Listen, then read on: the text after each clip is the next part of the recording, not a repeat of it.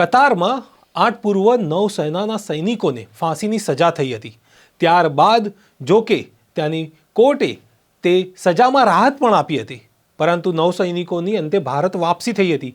આ વાપસીને લઈને ભારત સરકારે પોતાની પીઠ થપથપાવી હતી અને લોકોએ સરકારની તારીફ પણ કરી હતી. પરંતુ આ વચ્ચે જ પ્રધાનમંત્રી મોદી જ્યારે યુએઈ અને કતર જવાના હતા, તેમણે એક ટ્વીટ કર્યું અને એ ટ્વીટના જવાબમાં સુબ્રમણ્યમ સ્વામીએ એક એવું ટ્વીટ કર્યું કે જેને લઈને ચર્ચાઓ શરૂ થઈ ગઈ કે આ જે સૈનિકો છે તેમાં ખરેખર શાહરૂખ ખાનને લઈને શું રોલ છે, જેને લઈને હું આ વિડીયોમાં આપની સાથે વાત કરીશ. નમસ્કાર, નવજીવન ન્યૂઝમાં આપનું સ્વાગત છે. હું છું આપની સાથે ફૈસલ મંસૂરી.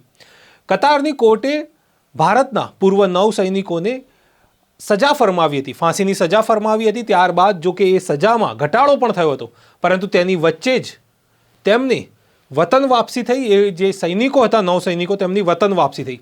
પૂર્વ નેવીના સૈનિકોની વતન વાપસી બાદ સરકારની તારીફ થઈ રહી હતી, જેની વચ્ચે પ્રધાનમંત્રી પોતે યુએઈ અને કતારના જે પ્રવાસે જવાના હતા તેને લઈને તેમણે એક ટ્વીટ કર્યું.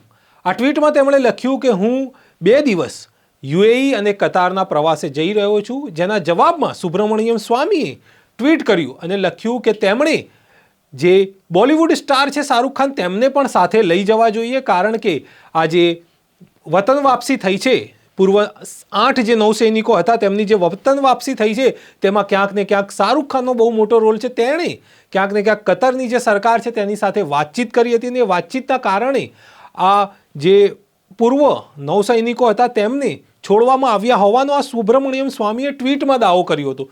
તેથી તેમણે ક્યાંક ને ક્યાંક પ્રધાનમંત્રીની ટ્વીટનો જવાબ આપતા લખ્યું હતું કે પ્રધાનમંત્રીએ શાહરૂખ ખાનને પણ સાથે લઈ જવા જોઈએ. આટલું જ નહીં, પરંતુ સુબ્રમણ્યમ સ્વામીએ એ પણ કહ્યું કે જે મોદી સરકાર છે, મોદી સરકારના તમામ મંત્રીઓ તેમજ સરકારના દરેક વિભાગો ચર્ચામાં કતર સાથે નિષ્ફળ રહ્યા હતા. ત્યારબાદ તેમણે શાહરૂખ ખાનનો સહારો લીધો હતો અને શાહરૂખ ખાન ક્યાંક ને ક્યાંક કતર અને યુએઈમાં ખૂબ જ લોકપ્રિય છે અને એને લઈને જ તેમના દ્વારા વાતચીત કરવામાં આવી અને આ વાતચીતના કારણે જ આ 8 પૂર્વ નેવીના સૈનિકો હતા તેમને અંતે છોડવામાં આવ્યા અને જેના લઈને જ તેઓ વતન વાપસી થઈ હતી. જો કે સુબ્રમણ્યમ સ્વામી પ્રધાનમંત્રી નરેન્દ્ર મોદી પર વારંવાર પ્રહાર કરતા રહે છે. સરકારની આર્થિક નીતિઓને લઈને પણ નરેન્દ્ર મોદી સરકાર પર પ્રહાર કરતા રહે છે. તેમજ વધુ એક વખત તેમણે પ્રહાર કર્યા છે. આને લઈને ચર્ચાઓ શરૂ થઈ ગઈ છે અને ટ્વિટર પર પણ ક્યાંક ને ક્યાંક શાહરૂખ ખાનને લઈને ટ્રેન્ડ ચાલુ થયો છે. અને તેમાં જે અગાઉ જે તેમણે મુલાકાત કરી હતી કતરમાં અને યુએઈમાં, તેના ફોટાઓ પણ હવે ટ્વીટ થઈ રહ્યા છે. આને લઈને એક ચર્ચા છે કે શું ખરેખર શાહરૂખ ખાનના જે સંબંધ છે કતર અને યુએઈ સાથે એ ક્યાંક ને ક્યાંક કામ લાગી રહ્યા છે ભારત સરકારને. પરંતુ આની જે પુષ્ટિ છે હજુ સુધી કોઈ અધિકારીએ કરી નથી.